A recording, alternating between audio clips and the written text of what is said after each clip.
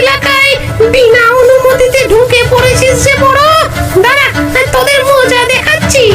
ও ডাইনি মাসি, আমরা তো গরিব মানুষ, বন্যায় ঘর বাড়ি হারিয়ে ভেসে বেড়াচ্ছি। তোমার এলাকায় ঢুকতে চাইনি, জলই আমাদের ভাসিয়ে এনেছে। আমাদের দয়া করে ছেড়ে দাও।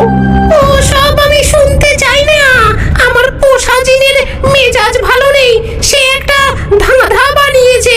যদি তোরা সেই ধাঁধার উত্তর দিতে পারিস তবেই ছেড়ে দেব, আর যদি না পারিস তাহলে ওই যে ফুটফুটে মেয়েটা, ওর লাল ফিতেটা আমার চাই।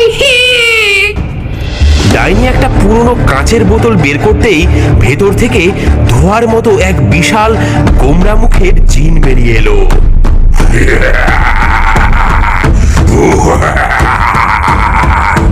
শোন শোন আমার ধাঁধা। আমার অনেকগুলো পা, কিন্তু আমি হাঁটতে পারি না। আমার একটাই পেট, কিন্তু তাতে হাজারটা ফুটো। ঝড় বৃষ্টিতে আমি আশ্রয়, তবু আমার নিজেরই ছাদ নেই। বলতো দেখি আমি কে? সবাই চুপ। গেছোভূত কান চুলকাতে লাগলো। খেদি পেতনি খিচুড়ির কথা ভাবতে লাগলো। এর উত্তর কি তবে খিচুড়ি হবে? হ্যাঁ, আমি জানি উত্তরটা। বল দেখি কি উত্তর? তোমার ধাঁধার উত্তর হলো আমাদের এই ছাতার বাড়ি। এর অনেকগুলো ছাতার ডাটি আছে, যেগুলো অনেকটা পায়ের মতো, কিন্তু এ হাঁটতে পারে না, জলের ওপর ভাসে, আর শরীরটা অনেকগুলো ছাতা দিয়ে তৈরি, তাই তো হাজারটা ফুটো।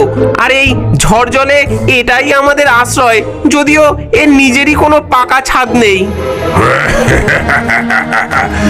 বহু যুগ পর কেউ আমার ধাঁধার উত্তর দিল। যা, তোকে একটা বর দিলাম।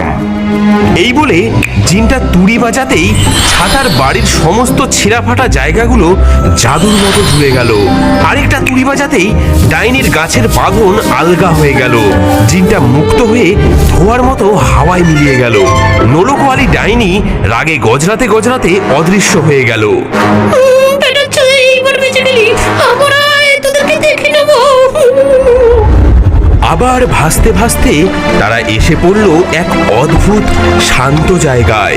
এখানে বন্যার জল স্থির, তার উপর ফুটে আছে হাজার হাজার শাপলা আর পদ্ম ফুল। হঠাৎ জলের ভেতর থেকে ফোঁস করে একটা শব্দ উঠল এবং বিশাল পদ্ম ফুলের উপর দেখা গেল এক অপরূপ সুন্দরী নারী।